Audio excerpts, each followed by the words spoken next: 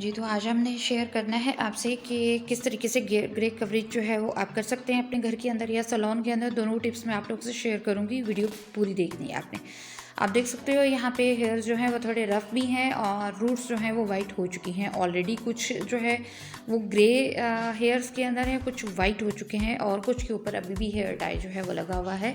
यहाँ पे मैं इजी केयर ब्रांड का shade number 5 dark brown shade जो है वो मैं यूज़ करूँगी।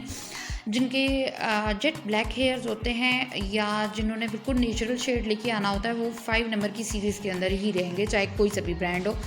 तो हेयर्स के ऊपर ऑलरेडी हम एक दफ़ा एप्लीकेशन कर चुके हुए थे और फिर उसके बाद हमने वेट किया है कि जो हम प्रोडक्ट्स यूज़ कर रहे हैं, जो कि कलर लॉक शैम्पू है, उसकी वजह से हेयर डाई जो है वो ज़्यादा टाइम तक स्टे कर जाता है हेयर्स के ऊपर। तो उसके बाद हमने वेट किया है कि हेयर्स के ऊपर से तमाम जो है वो डाई उतर जाए, फिर मैं आप लोगों से सेकंड टाइम एप्लीकेशन में शेयर करूं। फर्स्ट ऑफ ऑल हमने पेट्रोलियम जेली जो है वो अपने फॉरहेड और अपने ईयर्स की बैक साइड पे और नेक की साइड पे लगा लेनी है। 5 नंबर शेड को मैंने निकाल लिया है। अगर आपके सिर्फ ग्रे कवरेज है तो फिर आपको एक ट्यूब काफ़ी है। ये है इजी केयर का कलर लॉक शैम्पू और हेयर मास्क, जिसका रिव्यू हेयर मास्क का ऑलरेडी मैं आप लोगों को दे चुकी हूँ। तो स्प्रे जो है आपने बालों को कर लेना है इस तरीके से। 20-30% जो हेयर जो हैं वो वेट होने चाहिए, चाहे आप स्प्रे कर लें या इनको हल्का सा करके वॉश कर लें। अगर तो समर सीज़न है तो आप इसी के अंदर जो है कलर लॉक शैम्पू तकरीबन 1 टेबलस्पून आप ऐड कर सकती हैं। और अगर विंटर का सीज़न है तो फिर आपने ऐड नहीं करना, क्योंकि शैम्पू जो है वो ठंडा होता है। उसके बाद हमने इसको अच्छे तरीके से मिक्सअप कर लेना है। मिक्सअप करने के बाद इसके अंदर हम सेम क्वांटिटी जो है वो ऐड करेंगे, यानी 60 ml की ये ट्यूब होती है तो 60 ml ही हम वॉल्यूम 20 इसके अंदर ऐड करेंगे। वॉल्यूम 20 जो है वो आप चाहें तो किसी भी ब्रांड का यूज़ कर सकते हैं, बट ब्रांड ने मुझे ये रिकमेंड किया था कि आप इसी का ही यूज़ करिए, तो मैंने वॉल्यूम 20 जो है वो इजी केयर का ही यूज़ किया है। हेयर्स को हम सेक्शन कर लेंगे इनके, और सबसे पहले जो एप्लीकेशन हम स्टार्ट करेंगे वो बैक साइड से स्टार्ट करेंगे। बाकी हेयर्स को आपने कैचर लगा के जो है एक साइड पे कर लेना है। इस तरीके से एप्लीकेशन बहुत इजी हो जाती है और तमाम हेयर्स के ऊपर हो जाती है। तो 1 टू ऑल जो है रूट्स टू एंड तक हमने इसकी एप्लीकेशन करते जाना है। पहले ब्रश के साथ लगाना है आपका जो हेयर डाई है वो, और उसके बाद जो है फिंगर्स के साथ आपने इसको सेटल करते जाना है, ताकि कहीं पे भी ये एक्स्ट्रा लगा हुआ ना रहे, बल्कि अच्छे तरीके से सब जगह पे लग जाए। अच्छा, यहाँ पे हेयर्स हमने क्यों वेट किए हैं, ताकि जो डैमेज हेयर्स होते हैं ना, या जिन पे हम हेयर डाई बहुत ज़्यादा यूज़ करते हैं, तो वो इस टाइम पे आके रफ़ होना शुरू हो जाते हैं, क्योंकि केमिकल की एप्लीकेशन बहुत ज़्यादा हो चुकी होती है।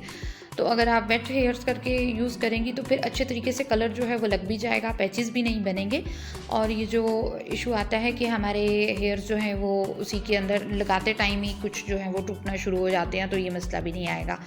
तो ग्लव्स आपने ज़रूर जो है वो यूज़ करने हैं, वरना जो कलर है वो आपकी हैंड्स के ऊपर आ जाएगा और नेल्स के अंदर भी जो है ये तमाम केमिकल आपके चला जाएगा। अच्छा, ये जो इनका हेयर डाई है वो है ओमेगा 9 के अंदर, तो हेयर्स को ये वैसे भी डैमेज नहीं होने देता, बहुत ही नेचुरल जो है वो लुक आती है। हेयर्स यहाँ पे डैमेज हुए हुए थे और टैंगल फ्री करते हुए इन्हें थोड़ा सा प्रॉब्लम हुई थी। हालांकि खुले मुंह वाला कॉम मैंने यूज़ किया था, बट जब हम हेयर डाई कर लेंगे उसके बाद आप देखेंगी कि इसके जो टैंगल्स हैं वो भी काफ़ी हद तक कम हो गए थे। लेकिन प्रॉपर ट्रीटमेंट जो है वो हमने करना होता है सैलून के अंदर, चाहे घर के अंदर आप यूज़ कर रहे हो चाहे सैलून के अंदर। तो हमेशा जो है वो हेयर मास्क की भी एप्लीकेशन साथ में किया करें। अगर हेयर मास्क आपके पास नहीं है, किसी भी ब्रांड का यूज़ कर सकते हैं, लेकिन मुझे सबसे ज़्यादा इनका हेयर मास्क जो है वो लगा है। इन बजट भी है और इसके साथ जो है एप्लीकेशन भी इसकी बहुत अच्छे तरीके से इजीली हो जाती है, ज़्यादा टाइम भी नहीं लगता है। इसका रिव्यू ऑलरेडी मैं दे चुकी हूँ, आप चाहें तो मेरे चैनल पे चेक कर सकते हैं। थोड़े थोड़े हेयर्स जो हैं पार्ट्स की शक्ल में मैं लेती जाऊँगी, और लेयर्स जो हैं हम इसी में से निकाल के ऊपर से और नीचे दोनों साइड से जो है हमने हेयर डाई की एप्लीकेशन करनी है, ताकि कोई सा भी हेयर जो है वो बाकी ना रह जाए।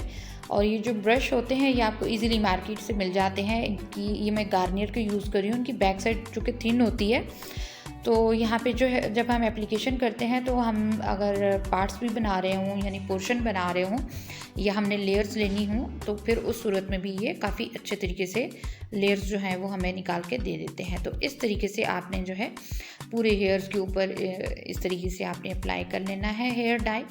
اور یہاں پہ بھی کافی ٹینگلز جو ہیں وہ بن رہے تھے, انفیکٹ ایک دوسرے کے ساتھ مرج بھی ہو رہے تھے ہیئرز.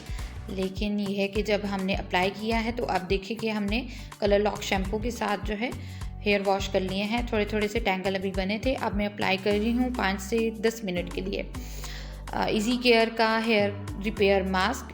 یہ آپ روٹ سے لے کے اسپلٹ اینڈ تک جو ہے وہ اس کی اپلیکیشن کریں گی.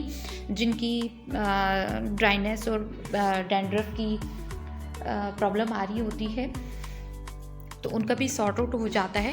اور اس کے اندر چونکہ ارگن آئل ہے تو ساتھ میں جو ہیئر فالنگ ہوتی ہے وہ بھی رک جاتی ہے. اب اسپلٹ اینڈس کو ختم کرنے کے لیے دونوں ہاتھوں کے درمیان میں اپنے ہیئرس کو لے کے اسپلٹ جو اینڈز ہیں ہمارے ہیئرس کے ان کو لے کے تو اس طریقے سے جو ہے مساج کرنا ہے تاکہ جو ایکسٹرا ہیئرز ہیں جو کہ سہ شاخہ ہو چکے ہیں وہ آپ کے اتر جائیں گے اور جو اوریجنل ہیئر ہوگا اس کو گروتھ ہونے میں مدد ملے گی. یہ دیکھیے ہم نے اس طریقے سے اپلیکیشن اس کی کر لی ہے. اپلیکیشن کرنے کے بعد ہم تقریباً 7 سے 10 منٹ کا اس کو ٹائم دیں گے اور پھر اس کو سمپل واٹر کے ساتھ جو ہے وہ واش کر لیں گے. اس طریقے سے آپ دیکھ سکتے ہو ہیئر ڈائی کا کتنا زبردست رزلٹ آیا ہے. یہ دیکھیے اب ہم نے جو ہے وہ واش کر لیا ہے اپنا جو ہیئر ماسک ہے اور یہ آپ کا ایکول شیڈ جو ہے وہ سب جگہ پہ آ رہا ہے. ڈارک براؤن شیڈ ہے اور ماما کے جو ہیئرز ہیں وہ جیٹ بلیک کے اندر تھے لیکن وہ چونکہ اگر آپ ہیئر ڈائی یوز کرتی ہیں تو پھر تھوڑا سا آرٹیفیشل سا کلر آتا ہے. تو میں ہمیشہ ڈارک براؤن جو ہے وہ شیڈ یوز کرتی ہوں. اس سے اوریجنل جو کلر ہے وہ آ رہا ہوتا ہے, بلیکشنس بھی آ رہی ہوتی ہے اور اگر دھوپ میں کھڑے ہوتے ہیں تو براؤنش شیڈ جو ہے وہ بھی آ رہا ہوتا ہے.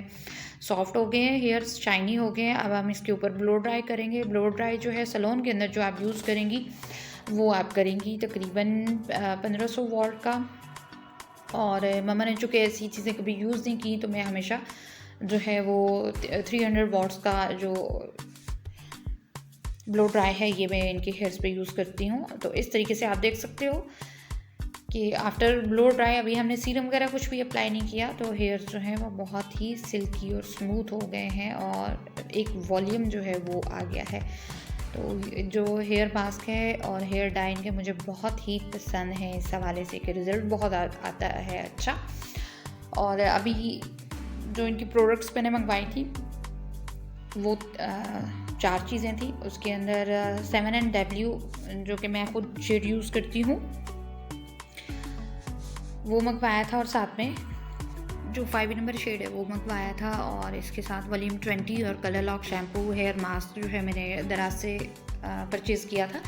یہ ہوگی اس کی کمپلیٹ جو ہے ٹریٹمنٹ ہمارے ہیئرس کا ہو گیا اور بالکل پیچز وغیرہ جہاں پہ کوئی کلر ڈم آ رہا ہو یا کہیں پہ کلر کم آ رہا ہو کہیں پہ زیادہ آ رہا ہو اس طریقے کا کوئی بھی سین اس کے اندر نہیں ہے. اب دیکھ سکتے ہو بہت ہی اسموتھ ہیئرس جو ہیں وہ ہو گئے ہیں. ویڈیو پسند آئے تو لائک ضرور کیجیے.